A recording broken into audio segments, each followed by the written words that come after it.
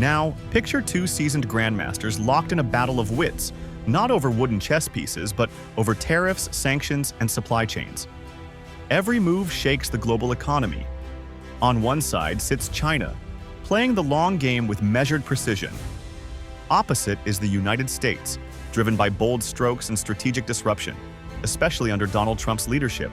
To understand China's current stance, it isn't backing down, and one of its diplomats had this to say when questioned about whether China will seek talks. Since long-term tariffs will be detrimental, especially to the Chinese economy in the long run. The problem is that in this scenario, to use your metaphor, the US has the bigger gun, and so China ends up having more to lose from this trade war, doesn't it? You know, it can't sustain the loss of 15% of its export market, i.e. what you export to the US. Not at all. China is fully prepared to fight to the very end because the world is big enough that the United States is not the totality of the market in the world. So if the United States wants to go in that direction of completely shutting itself out of the China market, be my guest. Yeah, and China will lose the US market, which, as I've said, is 15%. We don't care. We don't care. China has been here for 5,000 years. Most of the time, there was no United States, and we survived. Yeah. And if the United States wants to bully China, we will deal with the situation without the United States. And we expect to survive for another 5,000 years. This isn't just about trade. It's an intense, high-stakes showdown of global influence where each decision echoes across continents. Markets were in turmoil. The S&P 500 dipped below 5,000. JP Morgan's CEO warned of an impending recession. Then suddenly, the Dow skyrocketed 3,000 points, ranking as one of the most significant post-World War II rallies. Still, amid the economic chaos, Trump's focus remained fixed on one adversary, China. Tariff rates soared to unprecedented levels, 145% on Chinese imports to the US, while China struck back with 125% on American goods. Even Hollywood wasn't spared. China began slashing access to US films. Analysts agreed, the escalation had peaked. The tariffs had reached levels that made actual trade impractical, teetering on the edge of a de facto embargo. The core issue now became clear. What exactly is the United States demanding from China? While most countries received a 90-day pause with reduced tariffs at 10%, China faced mounting pressure. So what lies behind the aggressive strategy from Washington? According to the White House, China's rise has gutted American industry, costing millions of jobs. Officials argue that Chinese policies have weakened U.S. competitiveness and deepened dependency on Chinese production networks. The massive trade deficit is the centerpiece of America's grievance. But is this imbalance really the result of foul play, or is it just how global economics works?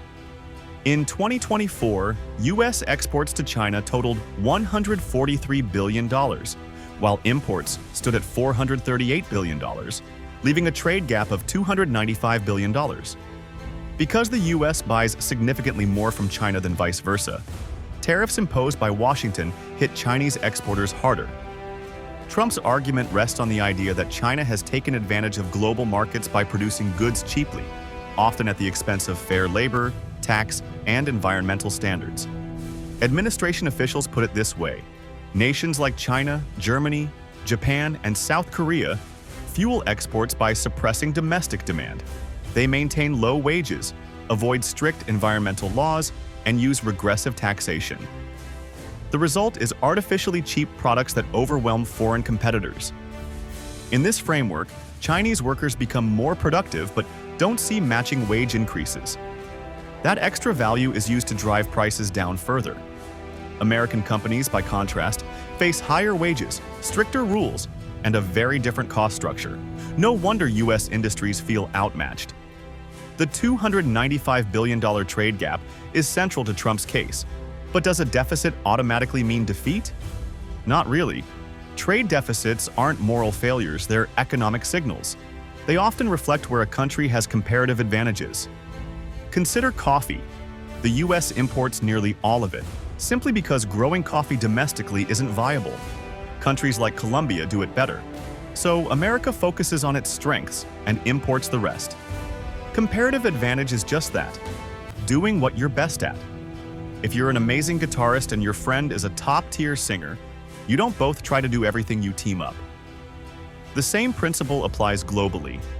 America runs surpluses in services like tech, finance, and entertainment. Other countries depend on us for those strengths. Yet trade balances, while imperfect as indicators, carry huge political weight. So why go all in on tariffs? Revenue is one answer. Tariffs bring in money useful when facing a $9.2 trillion debt bill in 2025. Trump may be using this tool to reshape interest rates or make federal refinancing more manageable. Then there's the leverage. Tariffs project economic power, giving the U.S. room to negotiate not just trade deals but broader political wins.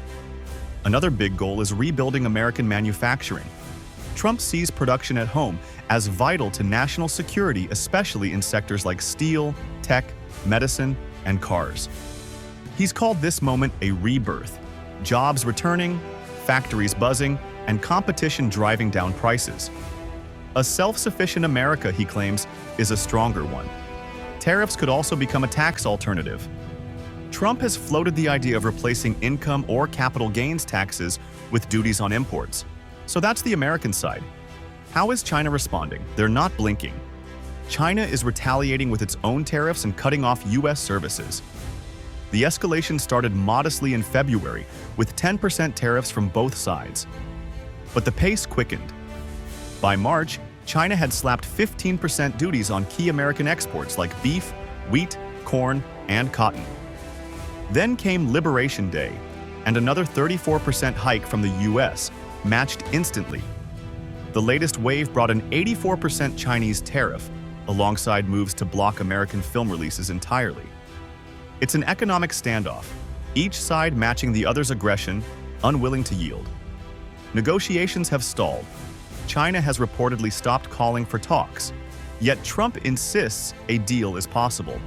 He said, "China wants to make a deal. They just don't know how. They're proud people. President Xi is a proud man." So why can't China just sign an agreement like other countries have? Size matters. China's economy is a giant 17.7 trillion strong, and its leadership is planning decades ahead, not election cycles. This isn't a minor economy seeking short-term gains. Image also plays a role. Xi Jinping's leadership is wrapped in nationalist pride. Appearing to cave to American demands could undercut his authority at home and weaken China's standing abroad. There's also the issue of industrial policy. China's growth model relies heavily on government subsidies. These help Chinese companies scale globally. If American tariffs price them out of the market, China must either pour in more subsidies or retreat. That's a fundamental threat to how their economy functions. Take a Chinese solar company receiving a 20% subsidy. If tariffs erase its competitiveness, China faces a choice: double down on subsidies or lose market access. It's a high-risk equation. For 2 decades, this model helped China rise, backing key sectors, building global champions. But the tariff war challenges that formula. And China isn't backing down. The future remains uncertain. Markets could shift tomorrow, talks might resume, or tensions may harden.